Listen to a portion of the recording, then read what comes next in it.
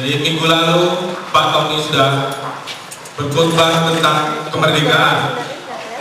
Ya, lalu beliau kata bahwa minggu-minggu ini ada bulan-bulan ini tema khotbah adalah tentang hubungan.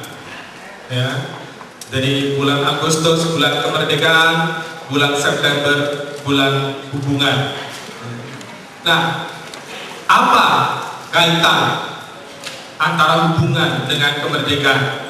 Ada nggak kaitannya? Apakah itu sebuah topik yang berkaitan erat, yang sambung menyambung, atau sesuatu yang sangat berbeda? Dan ketika saya belajar, saya mempersiapkan firman ini, saya menemukan justru sebuah hubungan yang sangat menarik, kaitan yang sangat luar biasa antara kemerdekaan dengan hubungan. Ya, dalam hal ini kita mulai dari hubungan yang pertama, yaitu hubungan dengan Allah. Ada kaitan yang sangat erat antara hubungan dengan Allah dengan kemerdekaan kita sebagai manusia. Nanti kita akan melihat itu.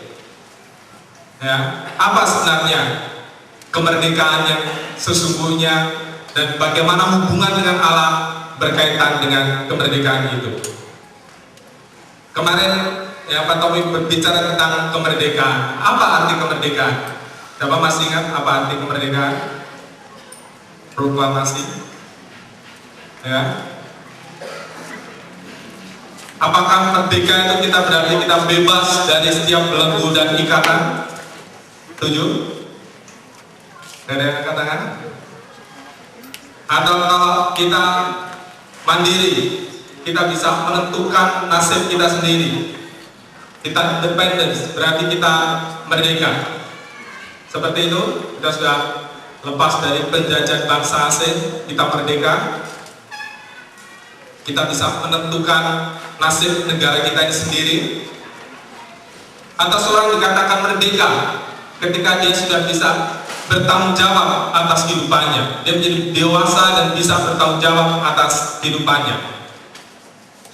Atau mungkin merdeka berarti hak-haknya terpenuhi.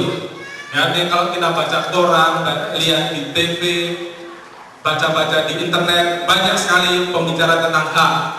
Hak anak untuk bersekolah, hak untuk mendapatkan pendidikan, hak untuk mendapatkan pelayanan. Hak, saya punya hak ini, hak itu. Ya. Nah, apakah kalau hak-hak itu terpenuhi berarti itu kita merdeka? Dapat setuju seperti itu. Ya. Khotbah minggu kemarin bagaimana? Sudah lupa ya, baru udah beda bulan soalnya ya. Jadi aku tutup buku, jadi perlu di-refresh lagi. Oke. Nah, kalau kita mempelajari Alkitab, ya kita lihat di dalam Alkitab, kemerdekaan manusia tidak pernah terlepas dari siapa sebenarnya manusia itu. Ya, tidak pernah terlepas dari hakikat manusia itu. Manusia itu sebenarnya siapa? Ya. Jadi kalau kita ingin mengerti kemerdekaan, kita harus mengerti juga terlebih dahulu siapa sebenarnya manusia itu. Ya. Kalau kita ingin mengerti kemerdekaan bagi manusia, kita harus mengerti siapa sebenarnya manusia itu. Nah, Alkitab memiliki pandangan yang unik, memiliki pandangan yang istimewa tentang manusia. Kalau saudara, Bapak Ibu sekalian membaca dan mencermati Alkitab, setiap kali ada pembicaraan tentang manusia, tidak pernah dibicarakan manusia itu sebagai makhluk yang otonom, yang berdiri sendiri, yang bebas lepas, yang bebas menentukan nasibnya sendiri. Tidak pernah dibicarakan seperti itu. Manusia selalu dibicarakan dalam konteks hubungannya dengan Tuhan. Manusia selalu dikaitkan dengan penciptanya, dengan Khalifnya. Manusia selalu dikatakan bahwa dia adalah makhluk. Ya. Dia bukan yang menentukan nasibnya sendiri. Maka dikatakan di dalam Alkitab bahwa manusia diciptakan menurut rupa dan gambar Allah. Ya. Apa artinya menjadi gambar Allah? Apa artinya kita diciptakan menurut rupa dan gambar Allah? Nah, pengertian ini, kalau kita memahami arti menjadi rupa dan gambar Allah, kita juga akan tahu apa sebenarnya arti menjadi merdeka itu. Kalau kita tidak memahami arti rupa dan gambar Allah, kita juga akan memiliki pemahaman yang keliru tentang kemerdekaan. Ya, jadi kita akan mulai apa artinya menjadi rupa dan gambar Allah. Kita baca di Kejadian 1 ayat 26 dan 27.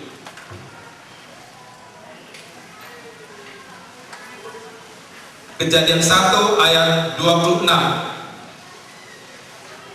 Berfirmanlah Allah, baiklah kita menjadikan manusia menurut gambar dan rupa kita, supaya mereka berkuasa atas ikan-ikan di laut dan burung-burung di udara, dan atas ternak, dan atas seluruh bumi, dan atas segala binatang melata yang merayap di bumi. Maka Allah menciptakan manusia itu menurut gambarnya. Menurut gambar Allah diciptakannya dia. Laki-laki dan perempuan diciptakannya mereka. Kita buka sekarang di Roma 8.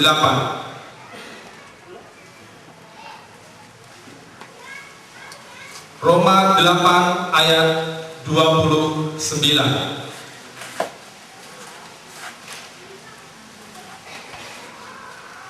Sudah? Sebab semua orang yang dipilihnya dari semula, mereka juga ditentukannya dari semula untuk menjadi serupa dengan apa? Gambaran anaknya, supaya anaknya itu menjadi yang sulung di antara banyak saudara. Amin. Jadi kita diciptakan rupa dan gambar Allah, dan Tuhan memanggil kita untuk menjadi serupa dengan gambaran anaknya. Nah, kita akan belajar ya, apa artinya menjadi rupa dan gambar Allah. Saya sumber khotbah kali ini saya banyak belajar dari buku ini ya, buku Iman Kristen dari Dr. Harun Hadimyono. Ya, dia dulu dosen di Fakultas Teologi Universitasnya Pak Eko ya, di Universitas Buta Wacana. Nanti kalau saya mengatakan bahwa saya berkhotbah lalu mengambil dari suatu buku, ini bukan mau pameran, wah Mas Ari bukunya tebel-tebel. Tidak ya. Tapi ini kalau orang dikatakan ini sebuah etika ya, sebuah etis, bahwa kalau kita mengutip sesuatu, kita menggali belajar dari sesuatu, kita menyebutkan sumbernya. Ya, jadi kalau saudara tahu bahwa itu khotbah ini bagus sekali dan saudara kira bahwa itu Mas Ari dari hasil dapatkan pewahyuan dari langit terbuka, dan saudara salah. Saya belajar. Ya, saya belajar dari orang lain yang sudah menggali ya. Dan kita perlu memberikan penghormatan kepada orang-orang yang dari situ kita belajar. Dan di satu sisi, di sisi yang lain, ini juga sudah mendorong saudara juga untuk belajar. Kalau saya sebutkan sumbernya, kalau saudara ingin menggali lebih dalam lagi tentang topik itu, saudara bisa belajar dari situ. Nah, saudara harus tahu bahwa mimbar ini bukan tahta suci di mana setiap kata yang keluar dari sini tidak mengandung kesalahan. Ya. Justru kita harus belajar. Kenapa? Gereja adalah sunagoge. Gereja adalah rumah belajar. Berarti di sini kita belajar. Belajar artinya kalau ada yang keliru, kita harus menggali, kita harus melihat bagaimana yang sebenarnya. Orang-orang Berea ketika mereka mendengarkan khotbah Paulus, mereka tidak langsung terima begitu saja, tetapi apa yang dia catat, dia simak, dan dia pelajari firman Tuhan di Perjanjian Lama, mereka perbandingkan apakah ajaran Paulus ini sesuai dengan firman Tuhan atau tidak. Jadi silakan, kita justru menantang saudara semua untuk belajar. Kalau mendengarkan khotbah di sini, jangan puas hanya dicatat lalu disimpan, tapi dipelajari lagi. Cari buku-buku yang relevan, yang berkaitan dengan topik yang dibahas, ya. Sehingga kalau ada mungkin yang kurang benar, saudara bisa mendapatkan pandangan yang berbeda, atau saudara akan mendapatkan wawasan yang lebih luas, ya. Gereja adalah rumah untuk belajar. Jadi saudara harus belajar. Saudara bukan hanya ditambah untuk mendengar saja, tapi saudara juga belajar. Ya. Studi di Timotius dikatakan belajarlah dengan tekun untuk mempelajari firman Allah. Maka juga kalau di Bapak Jemaat melenceng sedikit, ada juga lomba menulis. Itu juga salah satu bentuk belajar. Jadi saya ajak saudara untuk ikut lomba menulis itu, ya, untuk mencatat perjalanan iman saudara, ya. Untuk di situ saudara bisa melihat, oh, saya pernah mengalami ini bersama dengan Tuhan. Di situ temanya tentang persahabatan, saudara bisa tulis bagaimana iman dengan Tuhan mengisi, memberikan nilai di dalam persahabatan saudara. Amin. Jadi mari kita belajar bersama-sama. Nah, yang saya pelajari tentang gambar Allah, tentang apa artinya menjadi gambar Allah. Yang pertama, dijadikan menurut gambar dan rupa Allah berarti bahwa manusia dijadikan memiliki kesamaan ilahi yang harus dipandang sebagai kesamaan di antara Bapa dan Anak. Ya, jadi ingat waktu Tuhan menciptakan manusia, Dia memberikan nafas hidupnya, ya. Itu bagian dari yang ilahi. Maka kehidupan itu sakral, karena kehidupan itu diberikan oleh Tuhan. Tuhan yang memiliki kata final tentang kehidupan. Makanya manusia tidak boleh membunuh, karena kehidupan itu hak mutlak sepenuhnya. Tuhan yang memberikan, Tuhan pula yang mengambil, ya. Nah, di situ Tuhan menggambarkan kesamaan antara Bapa dan Anak. Kalau kalian baca di Alkitab, tidak pernah makhluk lain dikatakan sebagai anak-anak Allah. Yang disebut anak-anak Allah manusia, ya. Nah, kita lihat nanti apa yang dimaksudkan dengan anak ini. Apakah anak biologis atau anak yang seperti apa? Karena kalau di kepercayaan lain, sering mereka mempertanyakan, kenapa Yesus disebut anak Allah? Kan Allah tidak memperanakkan. Nah, apakah anak biologis yang dimaksudkan? Nanti kita akan lihat. Nah, tetapi yang kedua, pengertian yang kedua, berdasarkan Roma tadi, Yesus Kristus adalah adalah anak Allah atau gambar Allah yang paling sempurna. Amin. Ya, Dia adalah perwujudan yang nampak dari Allah yang tidak nampak. Ya. Dia adalah penyataan atau pengungkapan yang sempurna dari kehidupan ilahi. Jadi kalau tadi dikatakan bahwa menjadi gambar Allah adalah memiliki kesamaan ilahi, Yesuslah yang memiliki kesamaan ilahi yang paling sempurna.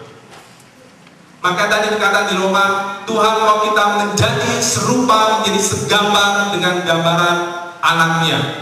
Karena Yesuslah anak Allah yang paling sempurna. Hanya Tuhan seperti kan memberikan contoh. Ini anak Allah itu seperti ini. Ini contoh yang paling top, ini contoh yang excellent, paling tidak ada bandingannya. Jadi kalau kita ingin menjadi seperti anak Allah, lihatlah Yesus, teladanilah Yesus. Itulah contoh anak Allah, perwujudan anak Allah yang paling sempurna. Nah, yang ketiga, isi gambar Allah atau isi kesamaan ilahi itu berbicara tentang kesamaan kualitas hidup. Ya.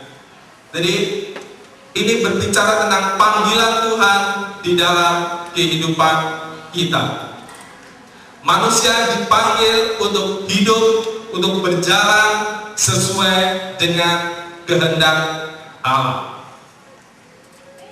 Jadi ketika manusia diciptakan menurut gambar dan rupa Allah itu bukan sebuah status, tapi itu sebuah panggilan, itu sebuah tujuan hidup.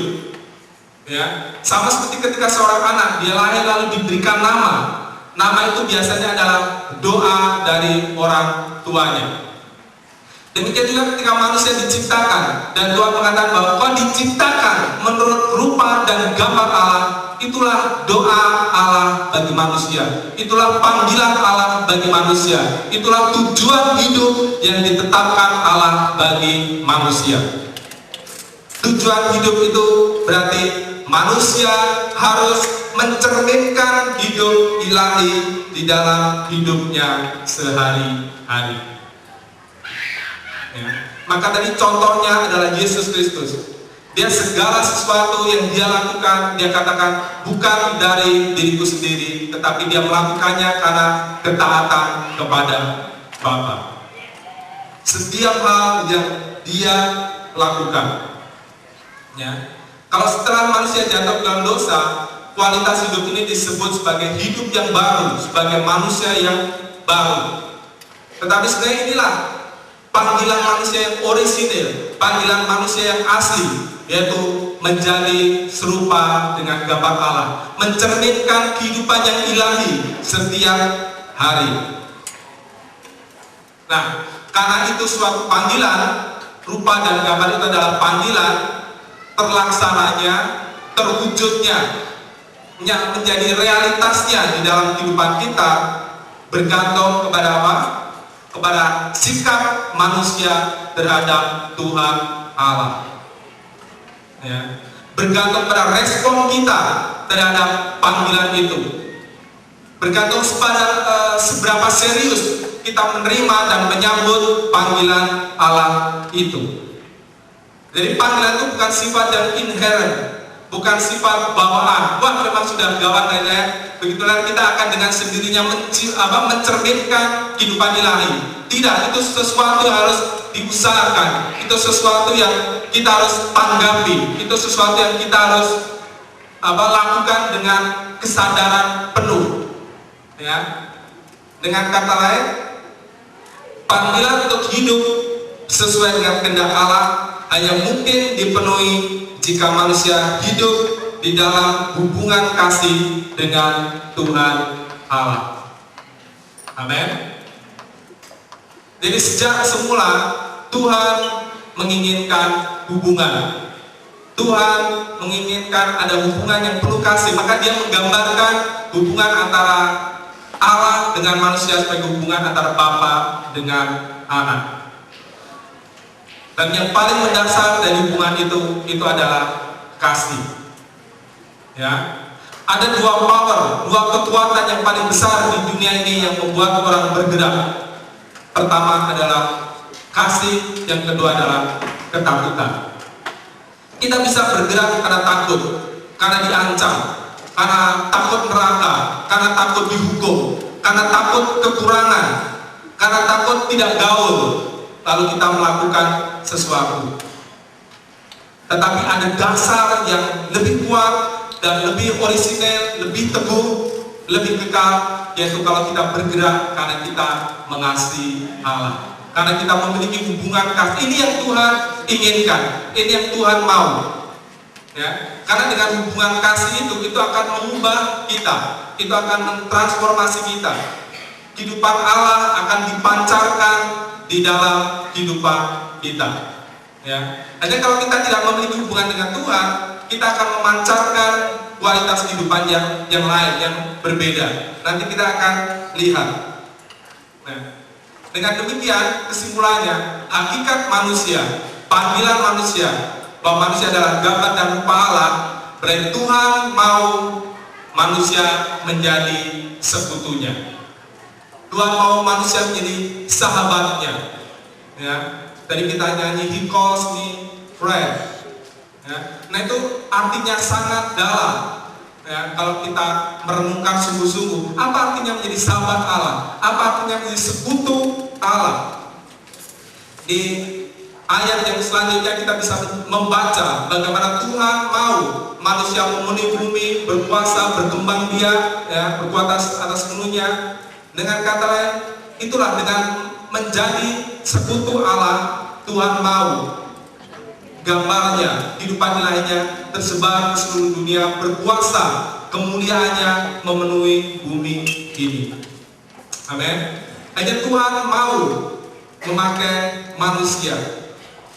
Nah, hal itu hanya akan terlaksana, akan terwujud, akan terjadi kalau manusia menaati segala perintah Tuhan. Kalau manusia berhubungan dengan Tuhan. Amin. Kalau manusia memiliki hubungan kasih dengan Tuhan. Nah, tapi kita tahu bahwa ada masalah besar yang terjadi. Amin. Kita melihat di Kejadian 3 ayat 1 sampai 7.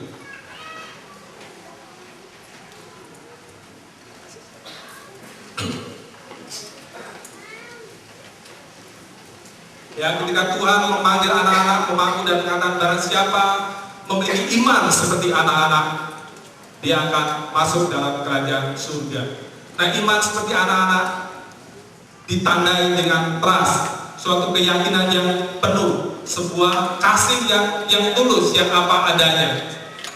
Anak-anak mengerti siapa orang yang betul-betul mengasihi dia. Kalau ada orang yang ingin menggendong dia tapi hanya pura-pura cuma pengen main-main, dia anak-anak biasa menolak. Tetapi kalau itu betul-betul orang itu penuh perhatian dan penuh kasih, anak itu biasanya akan nurut. Dan ini juga seharusnya kita sebagai anak Allah, ketika kita melihat Allah, berhubungan dengan Allah, kita melihat kasih yang sesungguhnya, kita akan dekat dengan Allah. Tetapi ada sebuah masalah besar terjadi di Kejadian 3 ayat 1 sampai 7. Saya akan bacakan. Adapun ular ialah yang paling cerdik dari segala binatang di darat yang dijadikan oleh Tuhan Allah. Ular itu berkata kepada perempuan itu, tentulah Allah berfirman, semua pohon dalam taman ini jangan kamu makan buahnya, bukan? Lalu saut perempuan itu padanya, buah pohon-pohonan dalam taman ini boleh kami makan, tetapi tentang buah pohon yang ada di tengah-tengah taman, Allah berfirman, jangan kamu makan ataupun raba buah itu, nanti kamu mati. Tetapi ular itu berkata kepada perempuan itu, sekali-kali kamu tidak akan mati, tetapi Allah mengetahui bahwa pada waktu kamu memakannya, matamu akan terbuka, dan kamu akan menjadi seperti Allah, tahu tentang yang baik dan yang jahat. Perempuan itu melihat bahwa buah pohon itu baik untuk dimakan dan sedap kelihatannya. Lagi pula pohon itu menarik hati karena memberi pengertian. Lalu ia mengambil dari buahnya dan dimakannya, dan diberikannya juga kepada suaminya yang bersama-sama dengan dia, dan suaminya pun memakannya.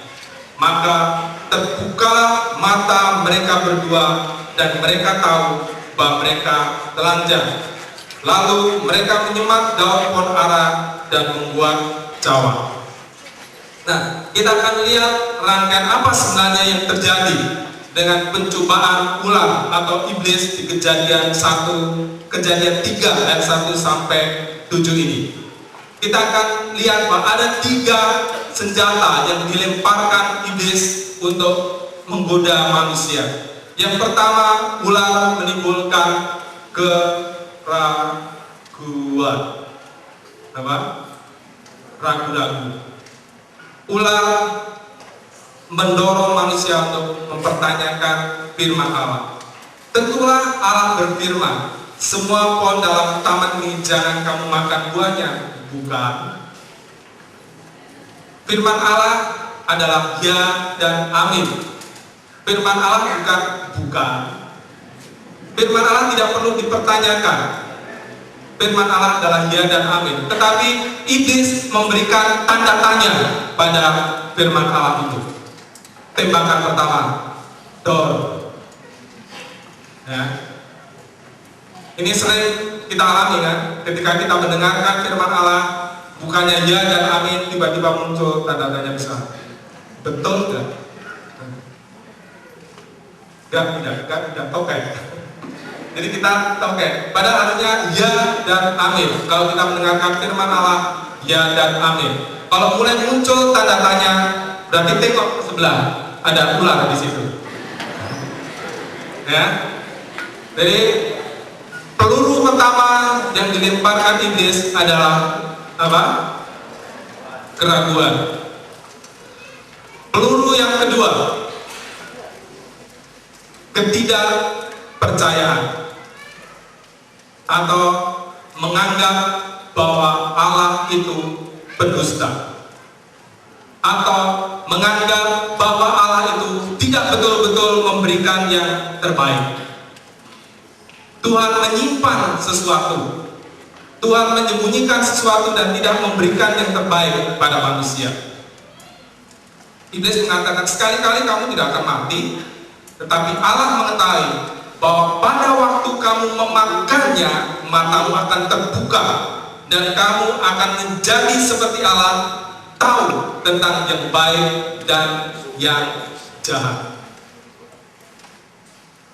Tuhan tadi menciptakan manusia dengan apa? Menurut rupa dan gambarnya. Berarti Tuhan memanggil manusia menjadi serupa, menjadi seperti Dia. Tetapi iblis memutarbalikkan kebenaran itu. Tidak, Allah tidak bermaksud seperti itu. Allah tidak sebaik itu. Ada sesuatu yang Dia sembunyikan.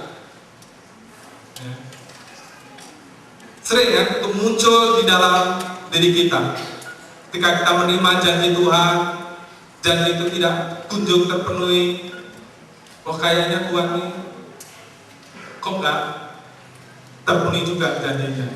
Betulkah janji Tuhan? Betulkah seperti ini? Kita mulai tidak percaya. Wah kayaknya enggak mungkin lah masa depanku penuh harapan, masa depanku sejahtera. Terlunta-lunta seperti ini kok sejahtera. Kita meragukan niat Tuhan, kita mempertanyakan maksud baik Tuhan. Peluru kedua kena Thor, dan akhirnya peluru ketiga masuk.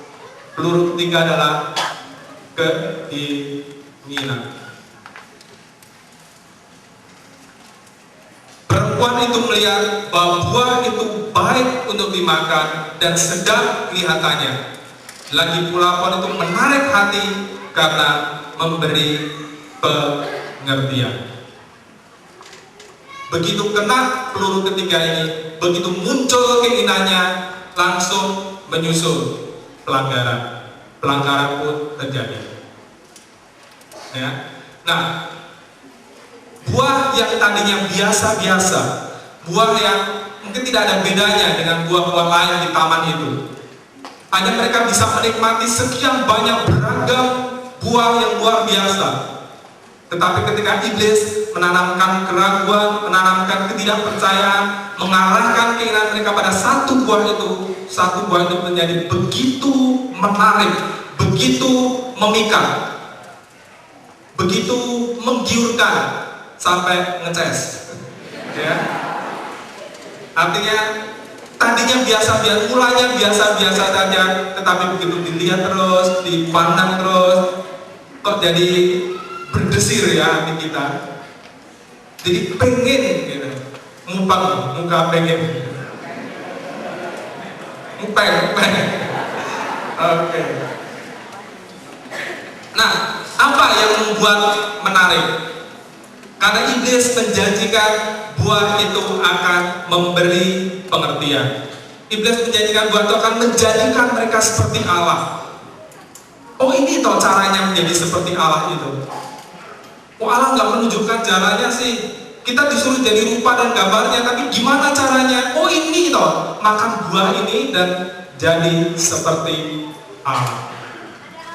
Jadi pokok persoalannya adalah keinginan untuk menjadi seperti Allah, tahu tentang yang baik dan yang jahat. Sebenarnya keinginannya tidak salah, Karena panggilan manusia memang menjadi serupa dan segambar dengan Allah. Tetapi ada sesuatu yang meleset, sesuatu yang tidak benar, dan ini sangat radikal, sangat menyimpangkan kehidupan manusia. Dan pertanyaannya, apakah sebelum makan buah itu manusia tidak tahu yang baik dan yang jahat? Tahu nggak? Sudah tahu atau belum? Sudah tahu? Apa pengetahuan manusia tentang yang baik dan yang jahat sebelum makan buah itu?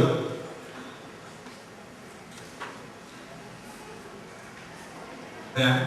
Sebelum makan buah itu, manusia mengetahui yang baik dan yang jahat berdasarkan perintah Tuhan. Manusia tahu bahwa menaati perintah Tuhan adalah baik, dan melawan, memberontak terhadap firman Tuhan adalah jahat. Nah, apa yang ditawarkan oleh iblis di sini? Iblis menawarkan bahwa kalau kamu menjadi seperti Allah, kamu bisa menentukan sendiri apa yang baik dan apa yang jahat.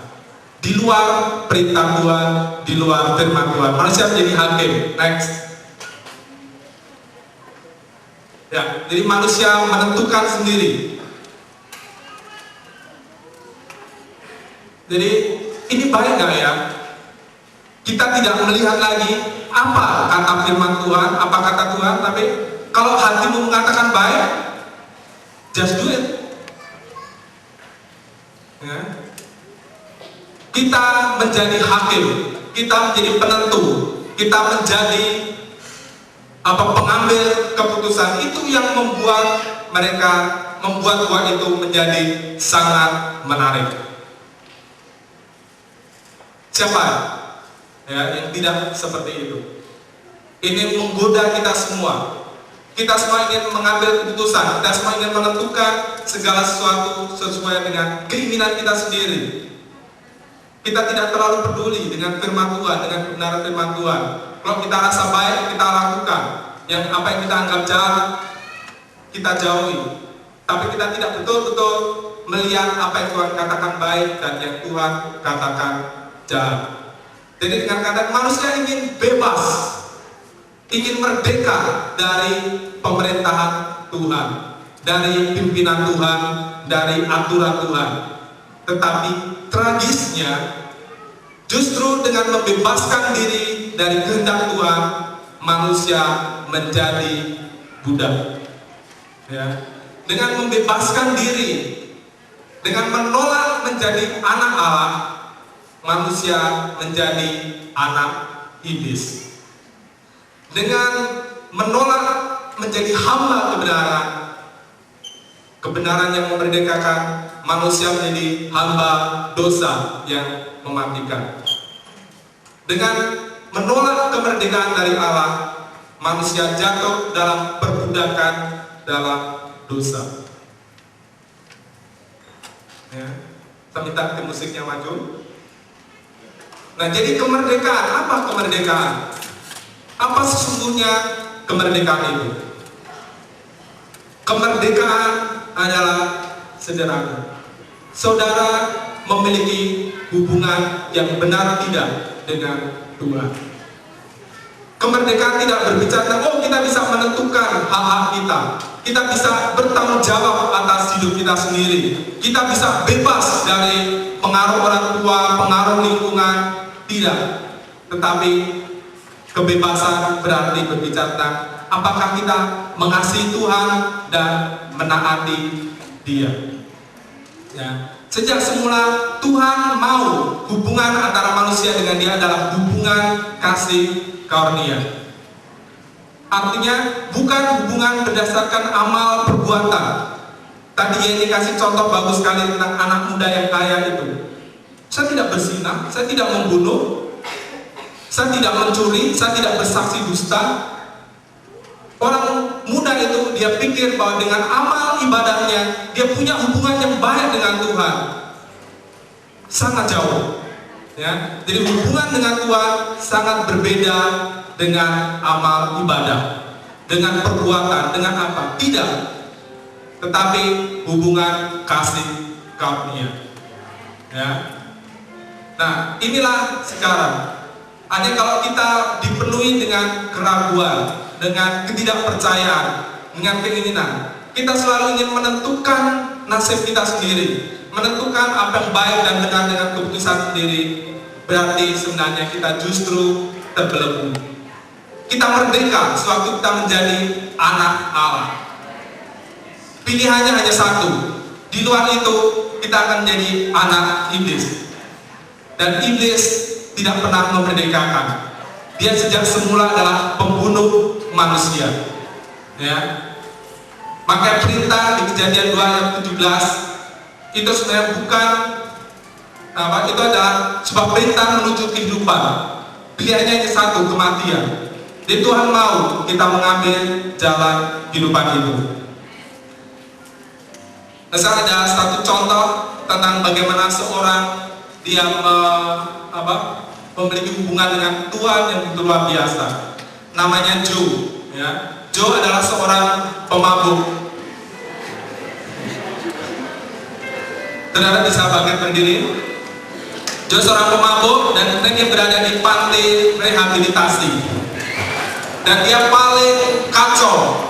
Pokoknya pantinya udah jelek, ada Joe makin jelek. Ada Joe makin kumuh, makin berantakan itu panti. Tetapi suatu ketika Joe bertobat, Joe bertemu dengan Tuhan, dan pertemuan dengan Tuhan itu sungguh-sungguh mengubahkan kehidupan dia.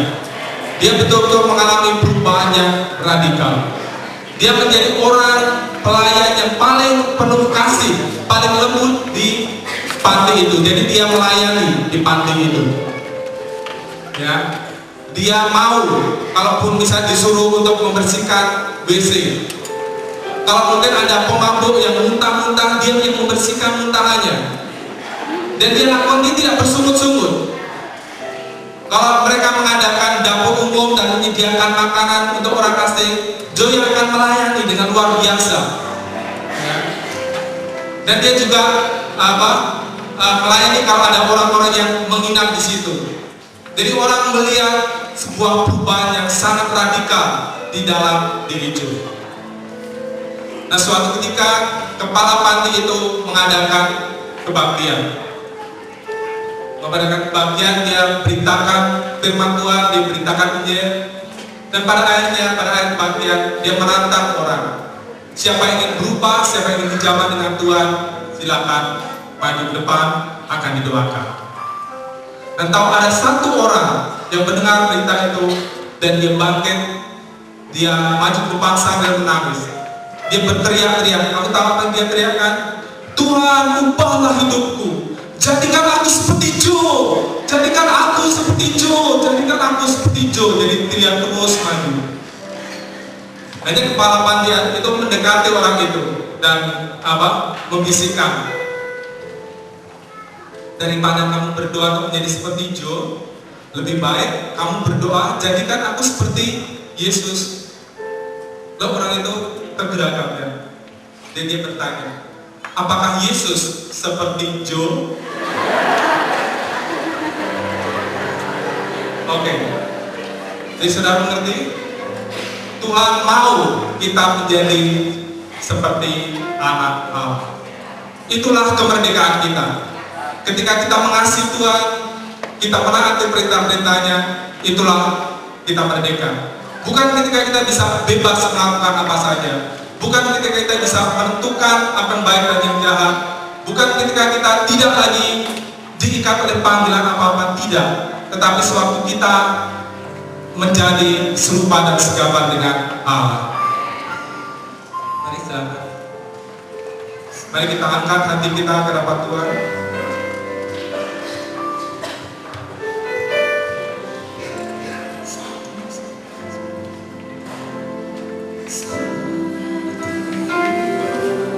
Seperti